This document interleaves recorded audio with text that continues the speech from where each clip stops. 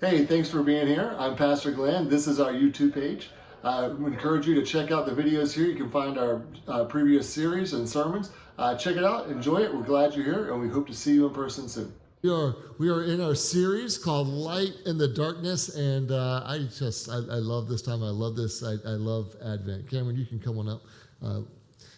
We're in week 3 of Advent. What is Advent? It is simply this. It is a time of preparation. It is a time. It's preparing ourselves for the coming for the coming of Jesus. And we often think about Advent as the coming of Jesus as a babe in a manger, but it's not just the coming of Jesus as a babe in the manger. It is the coming of Jesus as a soon coming King. And so we've talked about 3 weeks. Sure. Yes. Thank you, Cameron.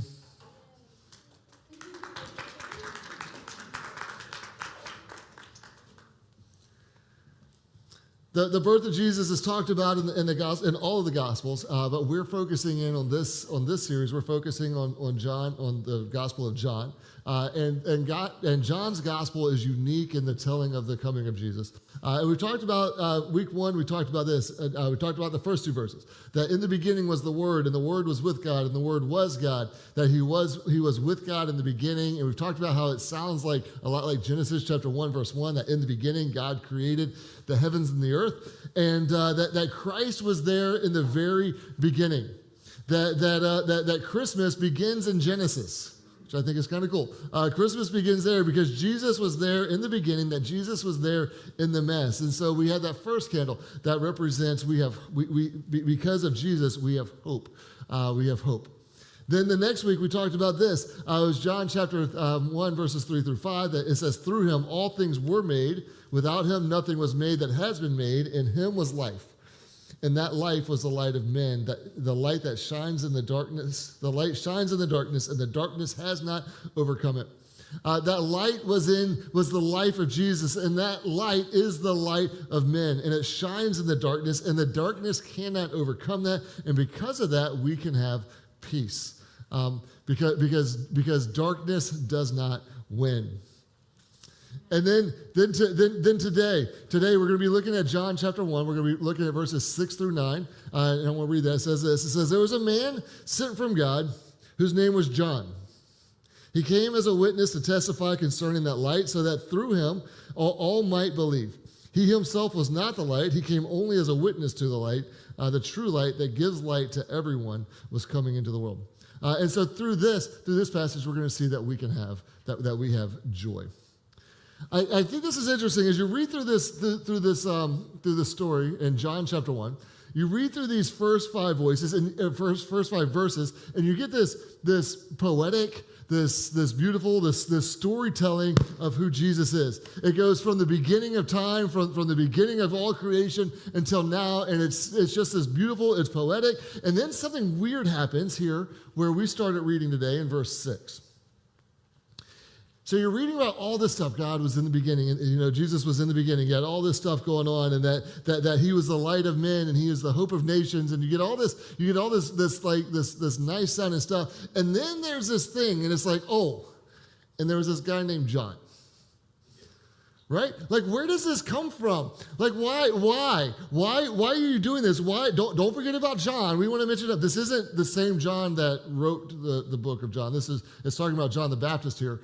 So he's not like, hey, and there was me too. Don't forget about me. No, he's talking about John the Baptist. But when you read this, you're like, what are you doing? Why do I care? Like, where did this come from? Why put verse 6 in this? You have all this stuff about how great Jesus is. He's from the beginning of time. He's the light of men. He's the light of life. Oh, and there's John. And John isn't just some guy. Like, John's like this crazy dude that lives in the desert. He eats honey. He wears camel hair. Like, it's just this weird guy that the Bible's like, oh, and let's talk about him for just a second as well. And I think it's weird how the story of Jesus gets interrupted. It gets interrupted for John. How many of you like being interrupted? Right? Like, no, we don't like being interrupted. But this story, all of a sudden, it gets interrupted. I think a lot of times we get interrupted in life. We don't like being interrupted. We don't like this thing. You ever get to this place where you feel like things are settling in, things are starting to go your way?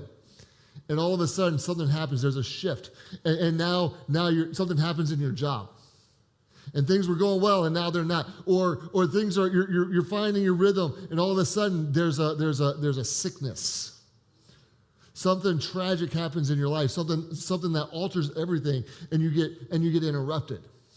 And it's not something you look forward to. It is something that happens. We don't like this. Maybe things are going, and all of a sudden now you have to move, or something happens at your school, and things start to where things were just moving along, and you're like, yes, I'm finally figuring this thing out, and all of a sudden something happens, and your life gets interrupted. The thing is we don't like this. We don't like interruptions. We don't like these interruptions. We want things just to go the way that we want them to go. And so as we're reading through this story in the book, in John chapter 1, we get this whole thing about Jesus and how beautiful and magnificent and how awesome he is. And there was a man named John. And I love this because this interruption happens because God wants it to. It's not an accident. It isn't like, as John is writing this gospel, he's just like, oh, let me just throw in my own ideas. Like, this is inspired by God. God wants this thing to happen. He wants this thing in there. And so God is making this big introduction of Jesus, and then we get sidetracked with John the Baptist. But if you read through this passage in its entirety, the first 18 verses of John, it's beautiful. Verses 1 through 5, it's all about Jesus. Verses 9 through 18, it's more about Jesus. It's poetic, it's beautiful, but right in the middle of it, we get this crazy John the Baptist story. What is happening here? What is happening here? You got this proclamation, interruption, and then let's continue with the story. But I think something beautiful is happening here. And I want to talk about that today. We're going to talk about this interruption, about why I think this is beautiful. See, interruptions are not fun. They're not enjoyable. They're rude. They're frustrating. We don't like them. But this interruption isn't being rude. It's not being inconsiderate. It's a part of the story of Jesus. And I think that is really cool, that this interruption shows that even in life's interruptions, God is at work. Right? Like even when your life gets interrupted, even when your life gets messed up, even when you think this is how things are supposed to go, like this and like this and like this, and then it doesn't, that God is still at work. Because God is at work even in the interruptions of life. That he doesn't stop. And I love that this is a part of the story of Jesus. See, God's interruptions, they might seem inconvenient, but they're a part of his story. That as you're going through and things come up that are unexpected, things that you don't like, things that you don't think should be there, that it is a part of his story.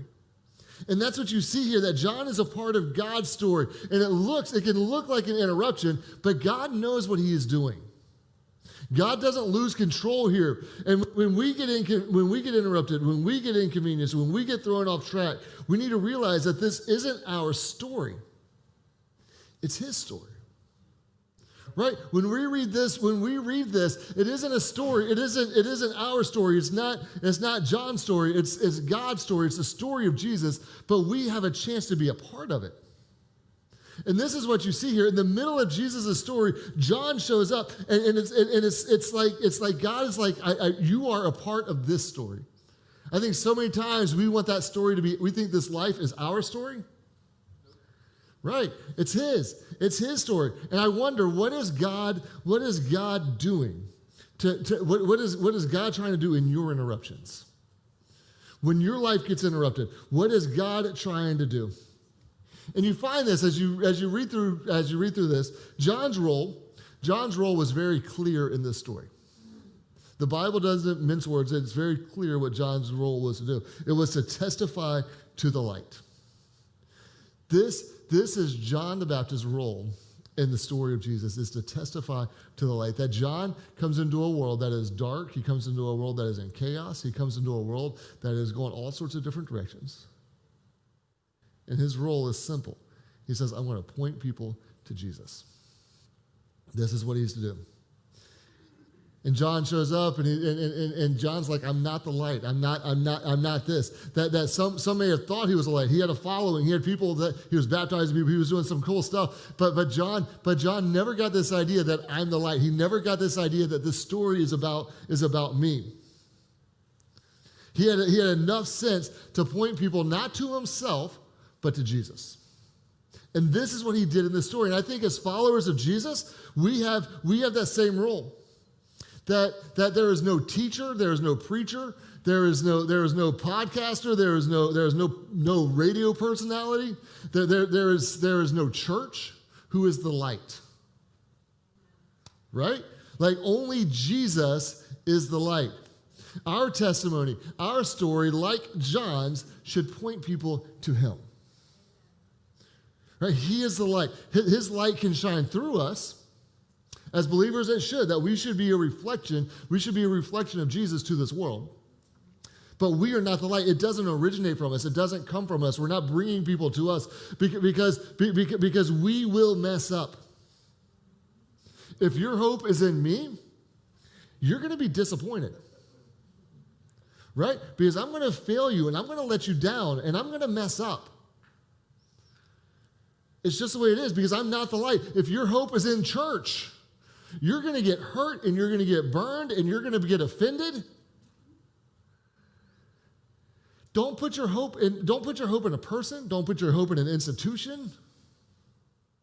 Because we are not the light. We are not the light. The light of Jesus shines through us. We should be that reflection. We should show the light of Christ in our lives. But he is the light. Our goal is to be a part of his story and to point people back to Jesus. People are eventually going to be disappointed if they look to us as the light. It's going to happen. But something special happens when they look to Jesus. See, when we point people to Jesus, it brings something into the story that we can't bring into the story. Another my favorite version of the Christmas story is Luke chapter 2. In Luke chapter 2, it says this, starting in verse 10, it says this. It says, "But the angel said to them, 'Do not be afraid. I bring you good news of great joy that will be for who? That will be for all the people. Today in the town of David, a Savior has been born to you. He is Christ the Lord.'" Another version of this translates this. It says this, I bring you good news that will cause great joy for all the people. I bring you good news that will bring great joy. And if you look at this story, if you look at this Christmas story, the joy comes from what? It's the news. The news is what? That Jesus is coming, that there's been one born to you, that a Savior has been born, and he is Christ the Lord. Notice what brings the joy. It's the telling of Jesus. This joy, there's a joy that belongs to those who receive the good news, and I believe there's joy that belongs to those who share the good news. There is joy in this. There is joy here. The good news of Jesus, it isn't old news. It might be 2,000 years old, but it's not old news. And it's not common news. It's good news. Don't let the good news of Jesus in your life become the same old story. Don't let that good news become the same old story. I think too often we let other things become our news sources. Right? This is what we do. We've allowed other things, we've allowed other news to become our source. How many of you right now are watching this thing on the alien spaceships flying over New Jersey and Hogan's house and right? Like we watch this stuff, or you're not watching that. Maybe you're watching the story about Luigi, what's his name, Mangione, or whatever his name is. Right? Or maybe that's not your thing. Maybe you're focused on your financial situation. You're like, you know what? The U.S. is, I don't know what's going to happen. It's going to be great or it's going to be terrible because of our new president. Right? Or we get into this politics. We get into this politic thing. And this is what we do. We end up in our own lives inserting all these places, all these things, all this news, all this stuff that we put into our lives. We do this, and I wonder, we've got to be careful not to replace that news with the good news, right? Like this is what the scripture says. There is good news that will bring great joy, and it's not about Donald Trump being president. It's not about Mangione being captured. It's not about all this stuff. It is about Jesus and Christ the Lord. That this is our good news. Let's not mix that up with all the other news. Where is our hope? Is it in the good news of Jesus or in something else? We have a tendency, and I think we all do this, where we drift from his story to our story. It's so easy to do. It's so easy to focus, to move from his story to what we're going through. And we do this all the time. And we love to focus on our story, but I believe that the number one killer of joy is self-focus. It is when we take our eyes off of Jesus and we put our eyes onto ourselves. A constant self-focus will rob you of joy. We see it. We know it. We know it's true. You look at kids. Kids love to play with toys, and everything's going cool, and everything's good. But as soon as somebody touches that toy, what happens?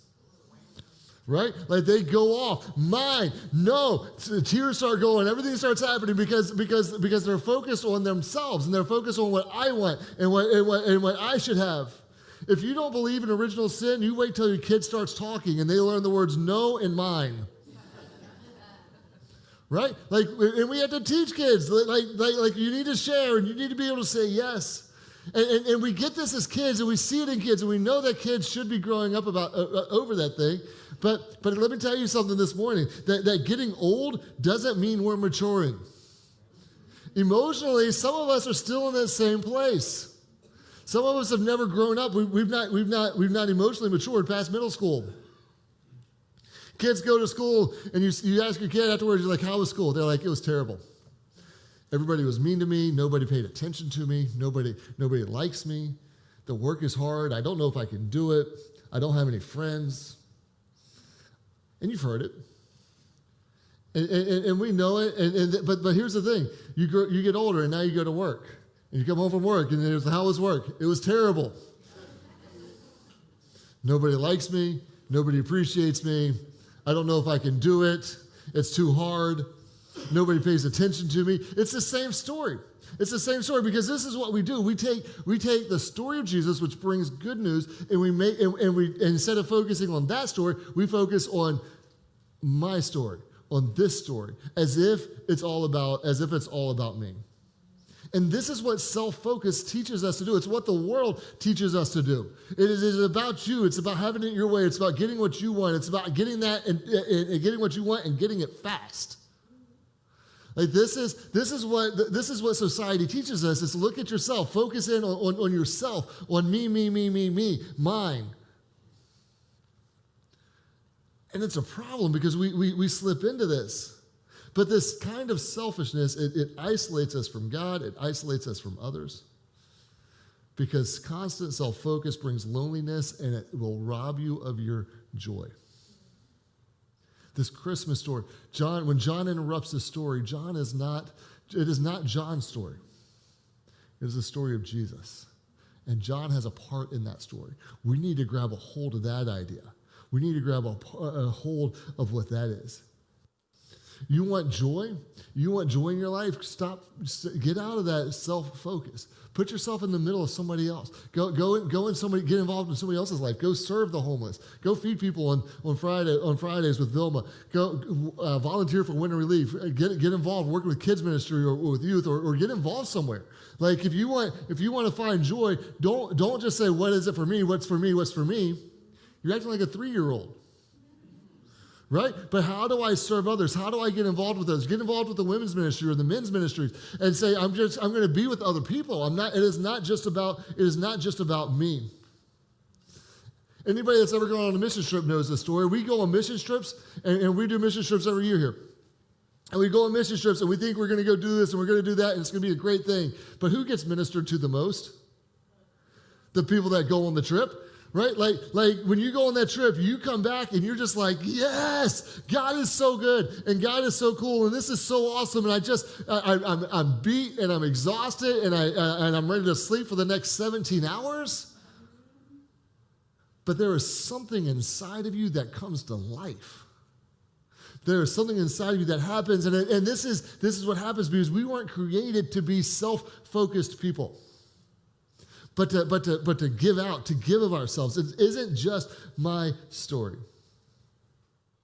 We teach kids this all the time. You're not the center of the universe. Maybe you don't teach your kids. If you don't, you should. That you're not the center of the universe. There's other people. There's other people in this world, and you're not going to always get what you want. And we get this, but unfortunately, there are a lot of adults, and we never learn this lesson. We have full-grown adults who think that the world still revolves around them. And that will devastate you. It will devastate your relationships. It will devastate your marriage. It will devastate your family. It will devastate your church. It will devastate your friendships. When we say it's all about me, this me first attitude, this me first mindset, it will blow up the things around us. Going back to John chapter 1, the focus of these first 18, 19 verses, whatever it is, the focus of this is on the Word. It is on Jesus, the Word of God, Jesus being the Word. And these interruptions come. But what happens? The focus goes back to Jesus. Interruptions come. You see that in this passage, John chapter 1, verse 6. Interruptions come. Let's talk about John. Interruptions come, but it points back to Jesus. John comes into the story not to talk about himself, but to point people back to him. Because joy is found when we constantly point to Jesus, not when we point at ourselves. We don't find joy in ourselves. We find it when we point people to Jesus. And if you want, maybe you're wondering, you're thinking, I don't do that. I don't point to myself. I think oftentimes it shows up in our spiritual life. You ever come to worship and you're like, man, I don't know why. Worship just isn't what it used to be. It used to be so much better when I was younger. It used to be this, and I just can't get into it anymore. I'm just not feeling it the way that I used to. I would tell you this morning, that worship comes, and this excitement comes from sharing the good news. When we are not focused on ourselves, but we put our focus outward, something happens. Something happens inside of us. When we're missing out on proclaiming the good news, it shows in our lives. When you're wondering, where's my passion with Christ? Why don't I feel the same way that I used to feel about God? It shows. It shows up in your life, and you know it because you're like, I'm just not as passionate as I have been. I would ask you to check yourself and to say, am I sharing the good news of Jesus with others? Or have we become so self-focused that we're just putting it on us?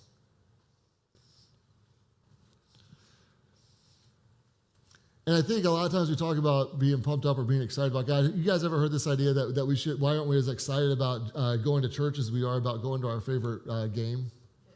You ever heard that idea? Like, it sounds good, but if you think about it, it's probably not that good.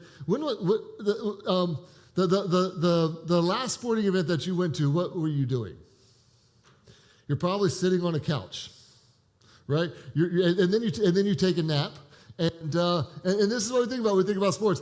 Some of you might be doing that in church. They're next to you, give them an elbow right now. But this is the thing. Like this is what you do. It's a participation sport. But church is not a spectator sport. Like, it's not a place where you come and we're like, hey, let's get comfortable. Let's get excited for a few minutes, and then you can take a nap later. And then we're just going to wait for it to be over. If that guy would ever stop talking, we could go home and get some food. Thanks, guy. Like the church, we are not called. We are not called to be spectators. We're not called to come and just sit and be like, okay, well, that was good. Rah, rah, rah. Let's pour some Gatorade on the pastor because it was a good message. Like, that's not what we're called to do. Please don't do that. Like, that's not what we're called to do. The church is called to push back the gates of hell. And it's not going to prevail. Like, this is what the church is called to do. We're not called to come and sit in a congregation, but to move forward, to walk in step with God. That church is not some participation event where we just sit back in the stands and watch. It is something that we give into. You can't push back the gates of hell by sitting in your seat. You're not going to push back the gates of hell by sitting in your recliner at home. Like you can't be the church if you're just watching church. Right? Like, this is something that we say, no, it's not about me, that I'm getting involved, I'm going to serve, I'm going to share, I'm going to be a part of this. Because we are not spectators, we are disciples. We have a part in this story. We have a part of this story. God has invited us, just like he's invited John. He inserts John into this passage because he says, you are a part of this story with me. It's not your story, it's my story. It's his story, and he invites us to be a part of this. And yes, we're messed up. We're messed up, and yes, we have issues, and yes, we're not going to be perfect, but he still calls us to be a part of this. See, we are imperfect people pointing other imperfect people to Jesus. That's the church. It's me saying, here I am in my mess. We talked about this in week 1, that Jesus stepped into our mess, that here I am into my mess, and I'm going to talk to other messed up people, and I want to point them to Jesus. Because this is what we're called to do. Church isn't about being perfect. It's about being a family of broken people who are pointing other people to the hope that is only found in Jesus. That is what we're to do. Let's not be spectators. Let's get involved in sharing the good news. Let's say I'm going to do this because Jesus is the light, because Jesus is where joy is found. It's not in myself. It's nothing I can manufacture on my own. See, we can see our imperfections, and we can still point people to Jesus, because it's not about me, because it's about him. That this is how it goes, that we're imperfect people that are in his story, and our role is to point people to his perfect story, where there is joy. See, in the middle of the Word becoming flesh, in the middle of Jesus being introduced, John is introduced, and he interrupts the story just to tell about Jesus again. You want to see a church filled with life. You want to see a church filled with people passionate for more of Jesus. You want to see a church filled like what Luke was saying, with good tidings of great joy. Start with your story. Start with your story. Start with your testimony. Start with what is it that God is doing in my life, and how do I share that with others? We tell a lot of stories. We testify to a lot of things. You don't believe me? Look at your social media accounts. You're telling a story. You're telling a story of your life. Look at your text messages that you're sending to other people. You're telling a story. Look at the words that you use with your family. You're telling a story. Look at where your bank account is going. You're telling a story. Look at your calendar. We're telling a story in so many different ways of our lives. What story are we telling? What story are we telling? And I don't say this, I'm not trying to shame anybody with this, but I want to make us all aware that we are telling a story. Are we telling a story that points people back to Jesus?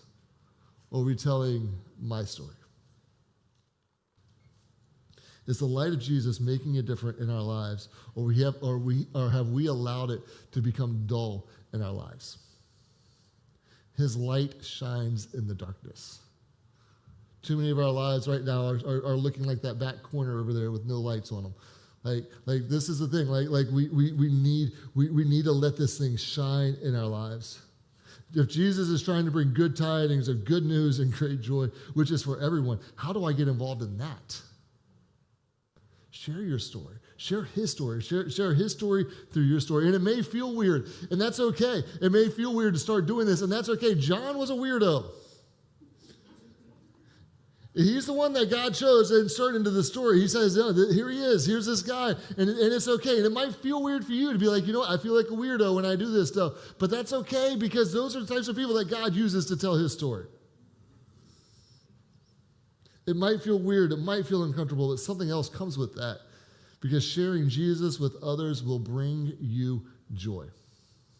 I'm going to ask Billy to come. He shared this with me this at the men's ministry thing the other day. And I just want to ask Bill to come, and I'm going to ask him to share with you guys some of his story that he had.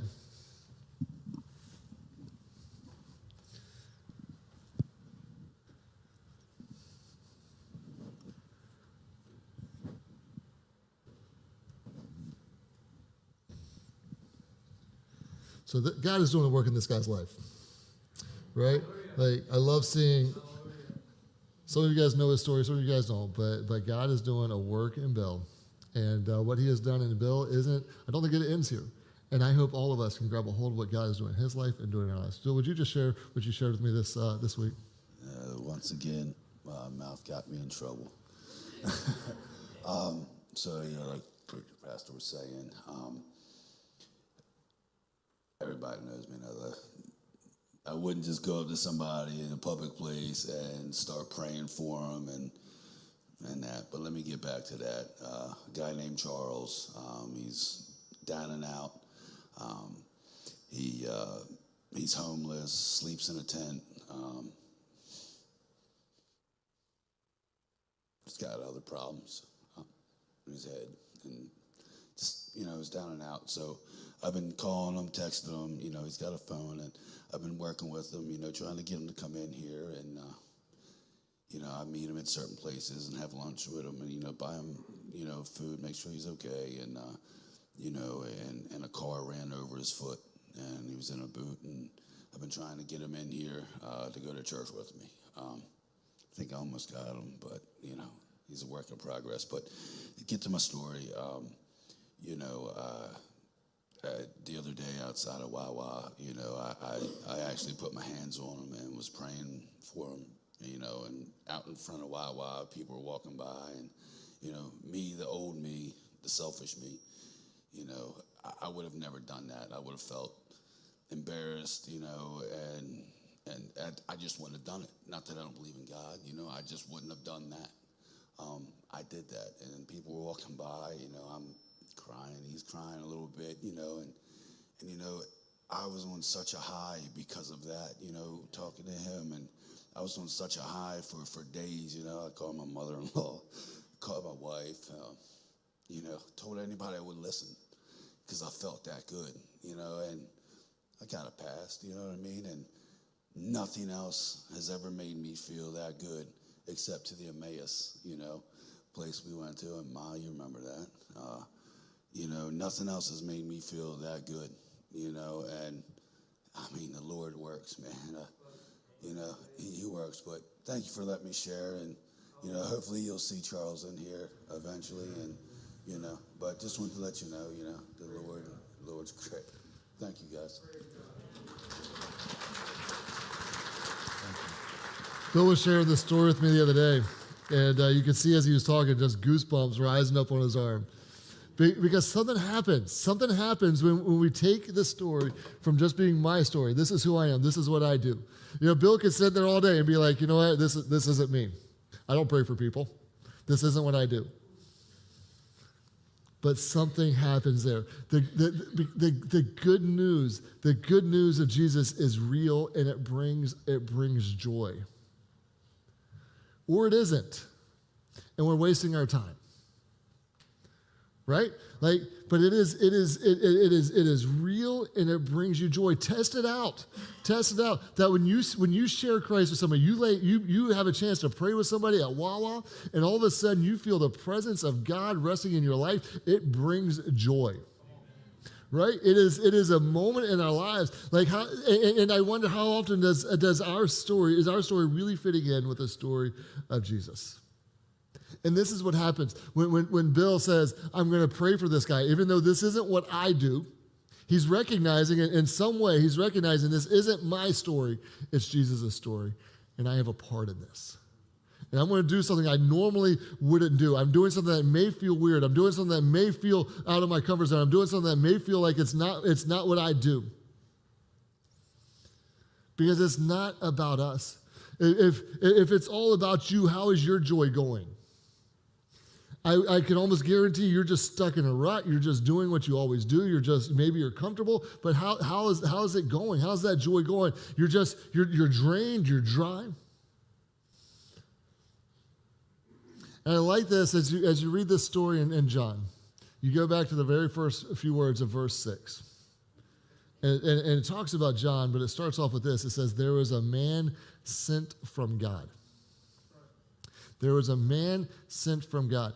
That John just doesn't walk into the scene, but God sends him. God places him there. John doesn't come onto the scene on his own. Just as the word came, John was sent by God. In the same way, I believe that God is sending you. And God is sending me. Here's what I know. I know that God will send you. I don't know where he's sending you, but I know he will send you. Maybe it's to the missions field. I don't know. Maybe it's to Wawa. Maybe it's to Walmart. I don't know where he's sending you, but God will send you. He's going to give you an opportunity. He will give you the opportunity to bring good news to somebody. And I know that when you bring this good news to somebody, that something's going to happen, and maybe it'll happen to them, but it's going to happen in you. Because when we recognize that this isn't my story, it's his story, that something starts to happen, because there is great joy that comes with this good news. I know he's going to send. I don't know how he's going to do that. I don't know what that's going to look like in your life. I don't know if it's going to interrupt your perfectly planned out life, how it's going to interrupt your schedule. I don't know how that's going to happen. The thing about the good news is that it's not really asking for permission, though. It just kind of interrupts. That we need to be looking and be open to say, God, where are these places that you are trying to do something in my life where my story gets to tell your story? Where I get to be a part of this story. Sometimes good news looks like an interruption. Sometimes good news looks like bad news. It can look like an inconvenience. It can look like a hurt. It can look like a loss. But these places where God says, I'm gonna use these moments for you to share the good news. See, the Spirit of God can show you where the good news fits in with your story, where your story intersects with his story.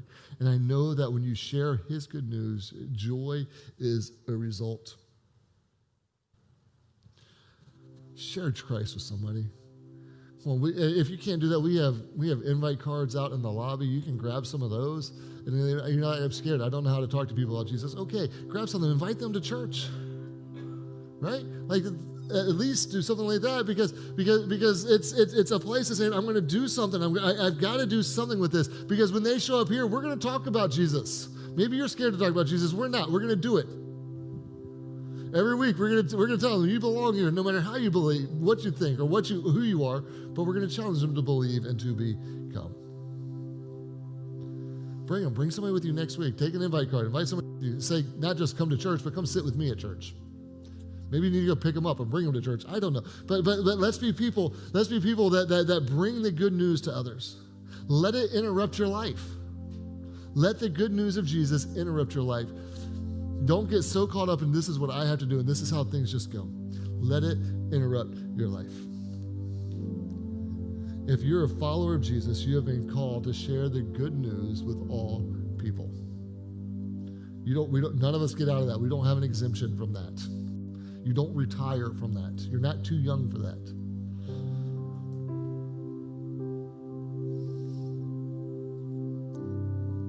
Don't let the good news of Christ just become old news. Don't let it just become something that it's just what I do in my life. Let's be people, if you're a follower of Christ, let's be people that say yes to Jesus, that I'm going to share this news with somebody. Maybe you're here this morning and you need God to interrupt your life. You've gotten comfortable. You've been watching from your recliner. You've been watching from your seat. You've been taking your naps and things have been good and you've enjoyed that. Maybe this morning God's calling you out of that. I know he's calling you out of that. If that's where you're at today and you're a believer, he is calling you out of that. Whether you're listening, that's another story.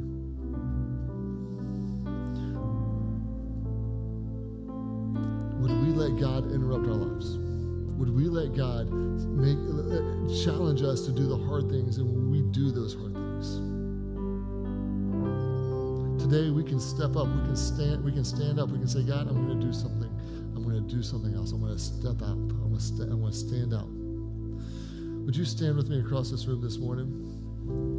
In some way, I take this as a moment of saying, God, yes, I stand, and I'm standing with you. I'm going to get out of my seat. That this isn't just a moment in church, but this is a moment where we say, God, I'm standing, and I'm standing for you. And God, today, I want to get uncomfortable. God, today, I need you. I need to let you interrupt my life. I need you to interrupt my regularly scheduled program. This morning, if that's you, you're here this morning, and you would say, you know what, Pastor, that's me. You're talking to me. I know I need God to interrupt my life. There are places that I've just grown comfortable, where I'm not I'm not pursuing God. I've not been sharing his story with others. And today I want to say yes to that I'm asking God right now to make me uncomfortable. If that's you. Would you just lift up your hand and wave at me? I want to see you this morning. Come on. I see this hand here. I know there's others. They're over here. Somebody. Anybody else back here? I see it. Come on, just wave at me. Say, yeah, I need to do this. I need God to interrupt my life. Back over here. Come on. God, I ask that you would interrupt us. God, I thank you that you bring interruptions in our lives, God, and that the promise we have is that you have a purpose attached to them. God, today we're going to trust you. We're going to do our part.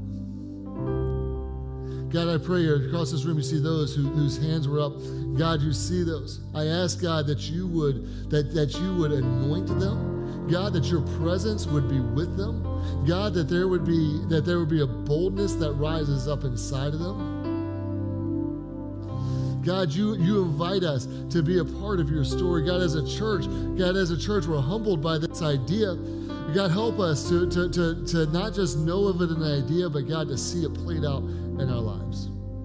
So God, I pray today for holy interruptions. God, I pray for these holy interruptions where your truth can be shared with others.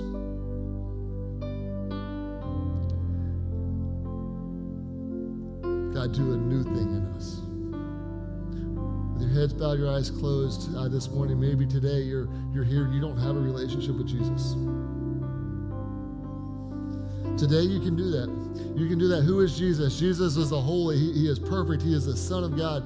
He is our substitution. That the wages of sin is death, but Jesus came to pay that price for us. He came to do that for you, no matter how far away you are from God. That He came for you, and that what He did for us is great enough to bring any of us back into right relationship with God. This morning, if you're here and you don't have a relationship with Jesus, and you say, you know what, Pastor, today I want to start one. Or maybe your relationship with Jesus has been broken, and today you say, you know what, Pastor, I need to get back to that. If that's you this morning, would you just raise up your hand? We're going to pray together as a church here in just a moment.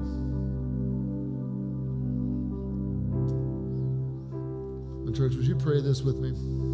Jesus, you are my hope, my peace, and my joy.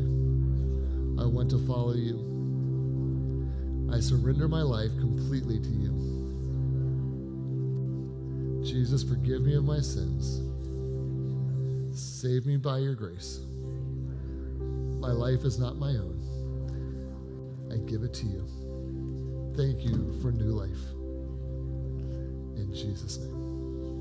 Well, this morning, if you pray that prayer for the first time, maybe again, we'd love to talk to you about that, to say, what are the next steps? What do we do? What do we follow in this? God has just written your name in heaven, that you have a path to God. And this is the first step, that there are steps that becoming is a lifelong thing where we're becoming more like Christ. Well, let's take a few moments this morning and let's celebrate Jesus. Maybe this morning you need to spend some time at these altars. These altars are here. These guys would love to pray with you as well if you want somebody to pray with you. But let's take some time this morning. Let's pray together and let's worship together.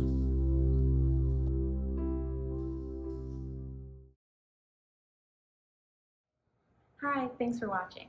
To see more of us, you can go to our website at pasadenaassembly.org, our Facebook page at Pasadena Assembly of God, or our Instagram page at Pasadena Assembly. We'll see you there.